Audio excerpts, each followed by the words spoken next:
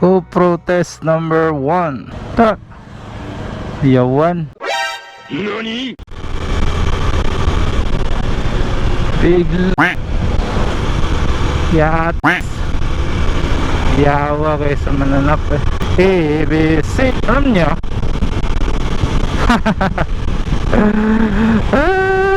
Testing number 1 ng GoPro Hero 5. Oh yeah. Mahangin ba sa labas? Pabanda ako ngayon ng tudila.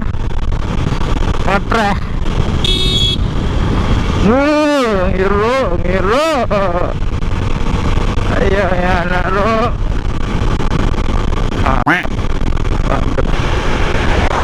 Visit na sila eh. Mic test number 2. So this is my mic test number 2 in this area. Kasi yung una is my crackling, popping, choppy sound. Kaya iniba ko yung location ng mic ko. At ngayon tinetest ko kung okay na ba siya. Although may marinig ko pa rin na ingay pag lumilingon ko, pero tinetest ko yung kung anong makuha niya sa wind. Kaya nandito ngayon kasi grabe ang hangin dito.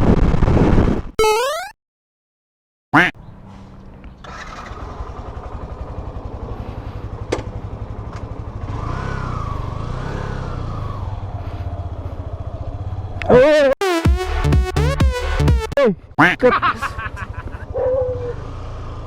Ayaw! Apit ko natumba sa iro. Ako kaya po itong ipak! Stindot pa dyan. Yatawon. Stindot pa dyan kay hangin. Dahil kaya dagang sakyanan.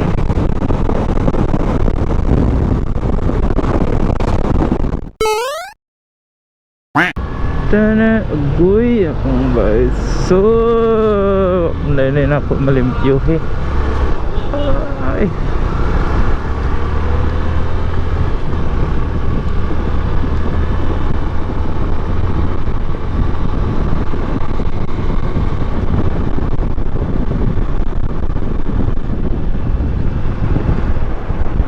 Kumajot, kajot. Kajot.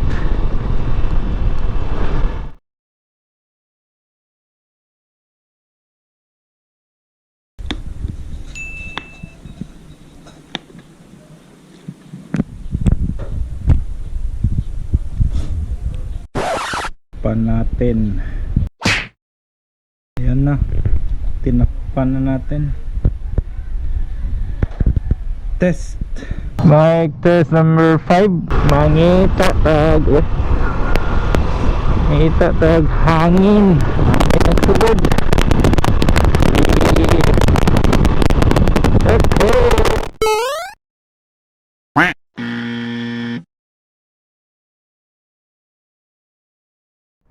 Hello guys, Don't Ship Vinci here. Don't Ship Vinci here. Okay, this is mic test number 6. Okay, so let's do this. BOYA mic number test. BOYA mic test number 6. Ay. BOYA mic test number 6. Let's go! Woo! Grabe hangin. Hindi ka daw magsasalita. Kukunin daw ni Mike yung background noise or yung audio sa background. Kaya dapat magsasalita ka daw. Dapat daw is lakasan mo yung boses mo pag maingay yung environment. So ganito, lakasan natin. Uy, ka-30 ba sa visor? So let us start. Ano? GoPro mic, ano? GoPro external mic test number 7. Start.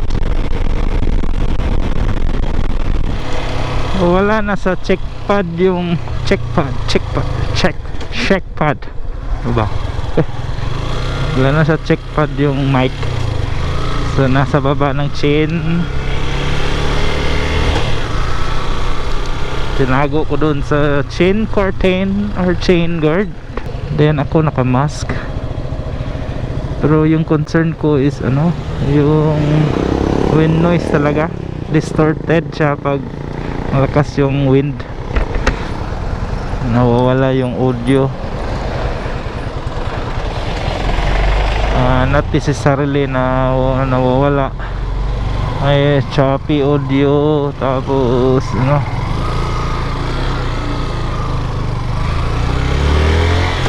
choppy yung audio, hindi ka maintindihan kung magsasalita ka. It's very disappointing.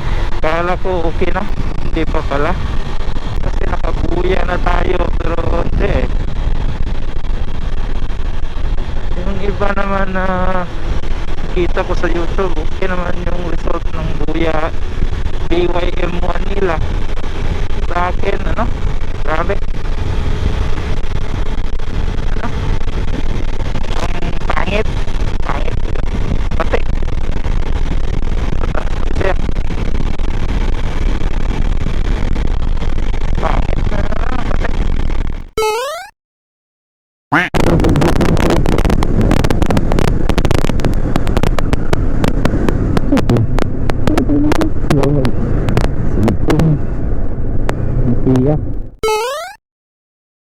Recording. Yes. This is mic test number 9, I think. Open by so.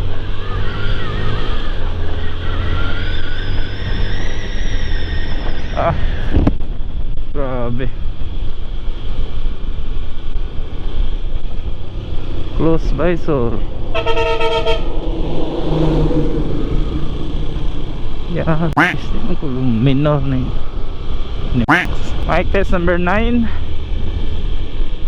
Nilagyan ko ng surgical glove yung part, yung index finger na surgical, basta bumili ako ng surgical glove, tapos kinat ko, ginunting ko yung may index part, tapos nilagay, binalot ko dun sa mic mismo. So by the way, this is BY-M1 or the BOYA mic. Let's try kung anong result. Grabe ng hangin dito.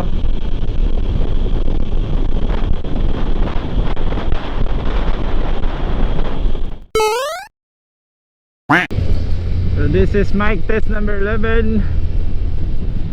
So what's new? Nilagyan ko ng dead cut yung, diba may nilagay tayo ng gloves, tapos binalot ko rin ng dead cut. So ang outer part ng mic natin ngayon is dead cut na, hindi na yung gloves. So 3 layers na, 3 layers na siya ngayon. Unang layer is yung built-in niya na foam, ano bang tawag doon, filter or basta yung nakabalot sa may mic. Tapos binalot natin ng gloves. Ngayon last balot is the dead cut. Tingnan natin anong kalalabasan. Hindi masyadong mahangin, pero may narinig akong hangin kanina. Iwan ko lang ha. Dito mahangin. So try natin.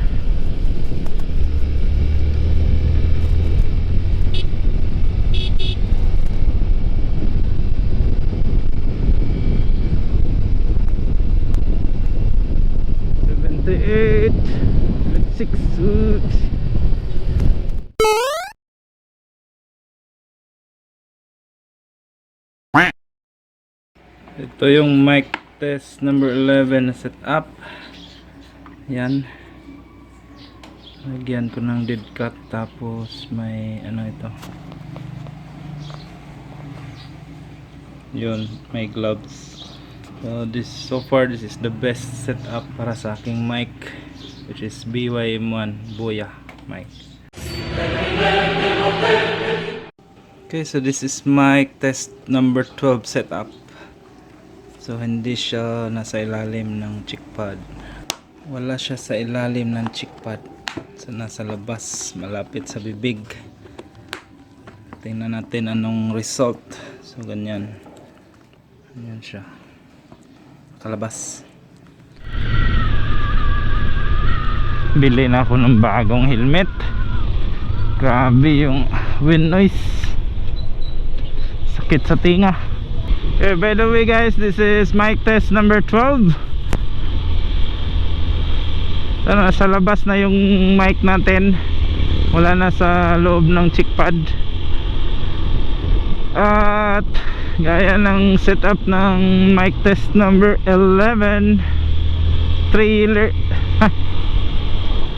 layers of balot of covers yung mic natin ngayon. So yung kanyang stock na windscreen or muffler, tapos yung gloves, tapos yung outside is yung dead cut. Pero nasa labas na siya, wala na siya sa cheek pad. So let us see, or let us hear mamaya anong kalalabasan. Okay, kita mo ba to? Ulansi Ulansi